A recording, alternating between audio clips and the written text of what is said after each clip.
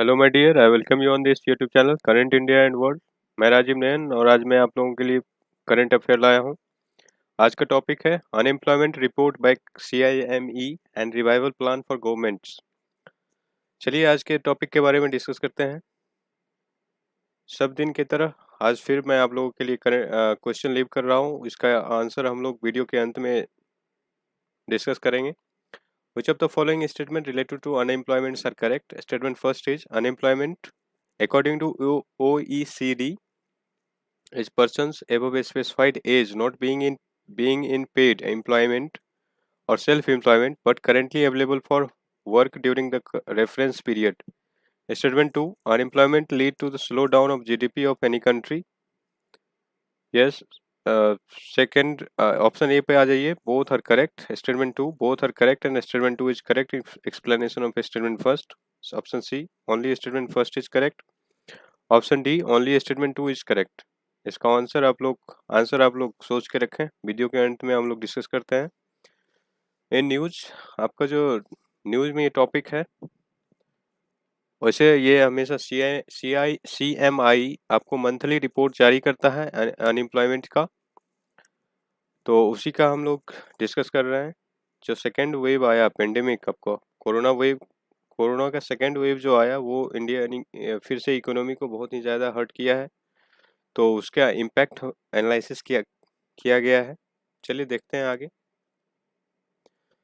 Cause of India's unemployments, the major cause आपको जो unemployment का है उसके बारे में थोड़ा सा देखते हैं। लार्ज पॉपुलेशन पहला रीजन हो गया आपको। लैक ऑफ वोकेशनल स्किल्स और low educational levels of the working populations. Second आ जाइए, labour intensive sectors suffering from the slow down in private investment particularly after demonetisations. Low productivity in the agriculture sectors, आपका ये भी एक कारण है। Legal complexities, inadequate state support, low infrastructure, financial and market linkage to small businesses, ये भी एक बहुत बड़ा कारण है। inadequate growth of infrastructure and low investment in manufacturing sectors, hence restricting the unemployment potential of the secondary sectors. Sorry. Next आ जाइए, the main cause of structural unemployment is education provided in school and colleges, जो कि आपको current industry requirement है उसके basis पे ये suitable नहीं है। जो कि आपको जो न्यू एजुकेशन पॉलिसी जो लाया है वो इम्प्लीमेंट जब हो जाएगा तो ये अच्छा रहेगा। नेक्स्ट आ जाइए, impact of pandemic on India's unemployment, आपका जो इस बार सेकेंड वेव जो आया उसका इम्पैक्ट हम लोग देखते हैं अनएम्प्लॉयमेंट पे क्या पड़ा है। कंट्री में आपका अनएम्प्लॉयमेंट रेट मई में आपका 11.9% हो गया है एवरेज, जो कि आपका अप्रैल में 7.97% था और मार्च 2021 में बता रहे हैं 6.5% था। और ओवरऑल देखिएगा 30 मई मतलब वीक एंड में 30 मई तक आपका हो गया 12.15%, जो कि बहुत ही ज़्यादा है। आपको अर्बन इंडिया का देखा जाए अनएम्प्लॉयमेंट रेट आपका 17.88% आपका अर्बन इंडिया में अनएम्प्लॉयमेंट है। CMI जो है सो ये जो डाटा लिया गया है ये स्मॉल डाटा था, इस कारण से ये आपको एक्यूरेट रिजल्ट तो नहीं देता, लेकिन आपको मैक्रो पिक्चर्स तो ज़रूर दे रहा है। अनएम्प्लॉयमेंट रेट इससे भी कहीं ज़्यादा इंडिया में हो सकता है।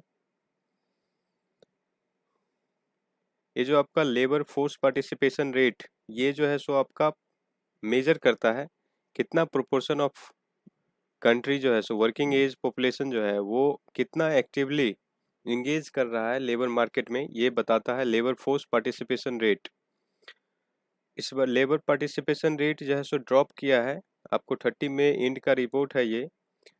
रूरल इंडिया के लिए 35.69% और आपका 40.61% इन आपका जो है सो अर्बन इंडिया के लिए ये रिपोर्ट है। LFPR labour force participation rate आपका डिक्रीज किया है, जो कि आपको 16 मई को 37% था रूरल इंडिया के लिए और 42.33% आपका अर्बन इंडिया के लिए था।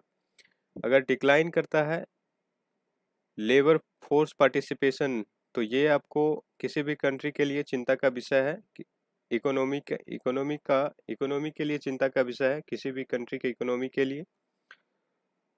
इससे ये दिखाता है आपका LFPR डिक्लाइनिंग, आपको ये दिखाता है कि इंडिविजुअल जो है, जो आपको लेबर है वो जॉब से विड्रॉ कर रहा है और कोई इंटरेस्ट भी नहीं दिखा रहा है फिर जॉब में।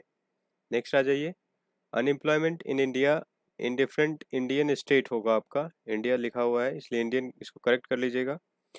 अनएम्प्लॉयमेंट आपको स्टेट में देखें, यूटी में आपका सबसे पहले, दिल्ली में सबसे ज़्यादा है आपका 45.6% अनएम्प्लॉयमेंट रेट है। बिहार में आपका 13.8%, असम 0.1% है आपका।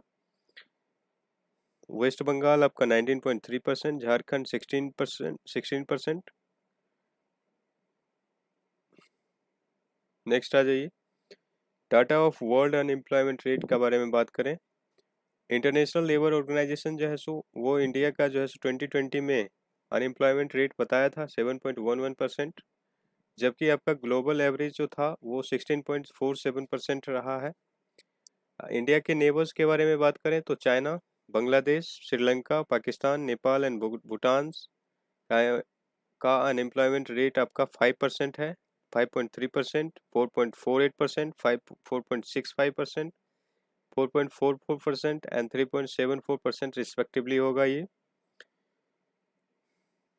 और यूएसए का बात करें तो अनएम्प्लॉयमेंट रेट 8.31% है, जो कि हाइयर है इंडिया से। आपका नॉर्मल एम्प्लॉयमेंट रेट किसी भी कंट्री का चल सकता है अगर 5% के अराउंड है या फिर नीचे, उसके नीचे। इंटरनेशनल लेबर ऑर्गेनाइजेशन का आपका हेडक्वार्टर मिल जाएगा जेनेवा, स्विट्जरलैंड में। नेक्स्ट आ जाइए, impact of unemployment rate.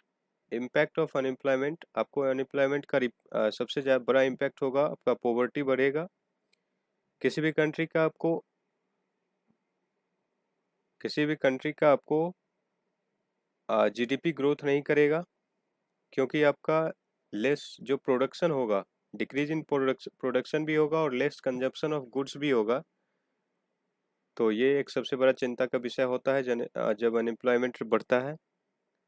Unemployment बढ़ने से आपको जो है सो पर्सनस के पास जो है सो पैसा रहता नहीं है, तो फिर परचेजिंग पावर आपका घट जाता है। नेक्स्ट आ जाइए, और आपका जो है सो अगर अनएम्प्लॉयड रहता है बहुत लॉन्ग समय के लिए, फिर इलीगल एंड रॉन्ग एक्टिविटीज़ में जो है सो कोई भी पर्सन शामिल हो सकता है मनी अर्न करने के लिए। अनएम्प्लॉयमेंट रेट आपको जीडीपी को भी डिक्रीज करता है। अगर एक एग्जांपल के तौर पर लें तो 1% increase in unemployment reduces the GDP bye 2%। ये एक आपका जस्ट फॉर एग्जांपल है, आपका जस्ट फॉर शेक आपका जो है सो। आइए नेक्स्ट हम लोग बढ़ते हैं, government scheme to counter the unemployment.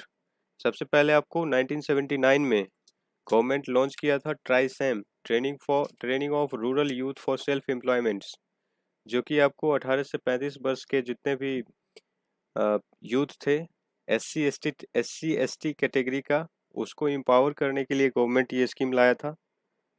Skill skill development and self employment के लिए ये स्कीम लाया गया था।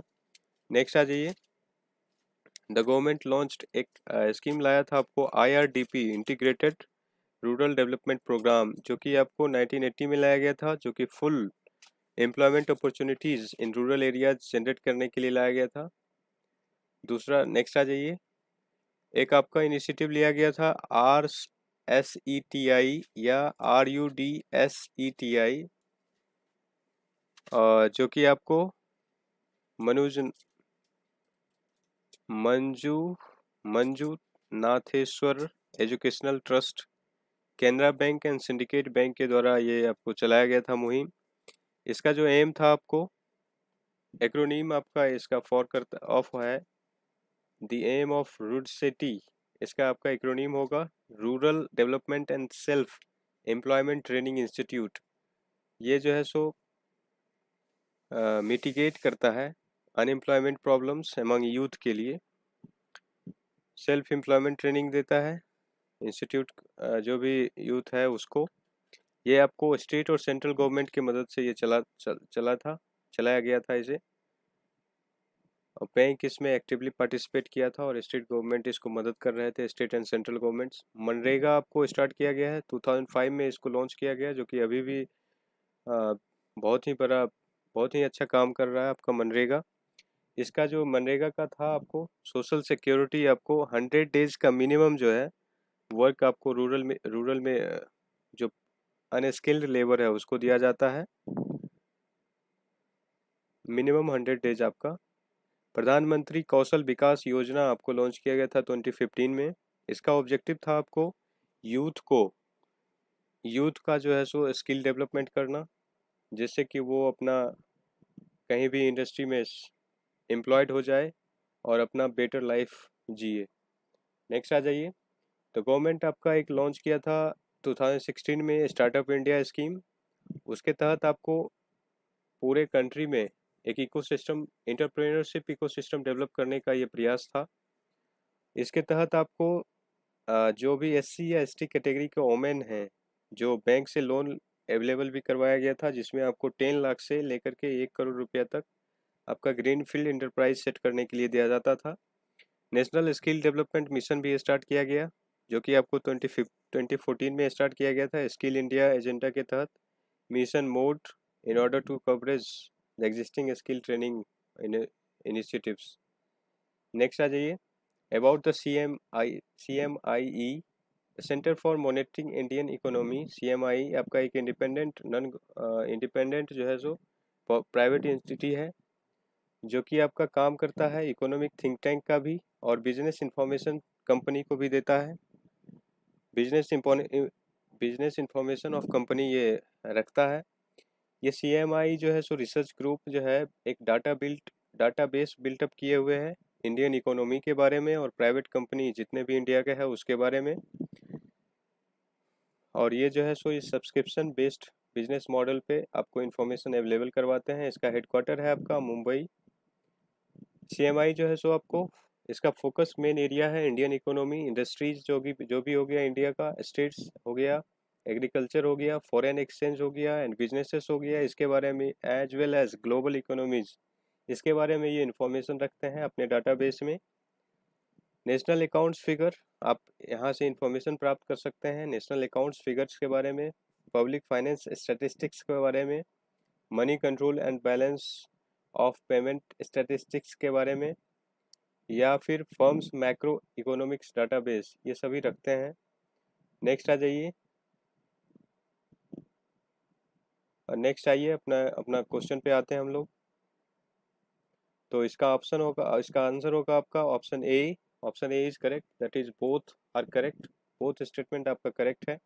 ऑप्शन स्टेटमेंट फर्स्ट जो है सो आपका अनएम्प्लॉयमेंट रेट, अनएम्प्लॉयमेंट का ये आपका डिफिनीशन है, और सेकंड आपका अनएम्प्लॉयमेंट जो है सो जीडीपी को भी अफेक्ट करता है। आप अपना क्या ख्याल रखते हैं इसके बारे में आप वीडियो के कमेंट बॉक्स में कमेंट करें। Thanks for watching. वीडियो को जितना हो सके अपने दोस्तों के साथ शेयर करें, लाइक करें। जय हिंद, जय भारत।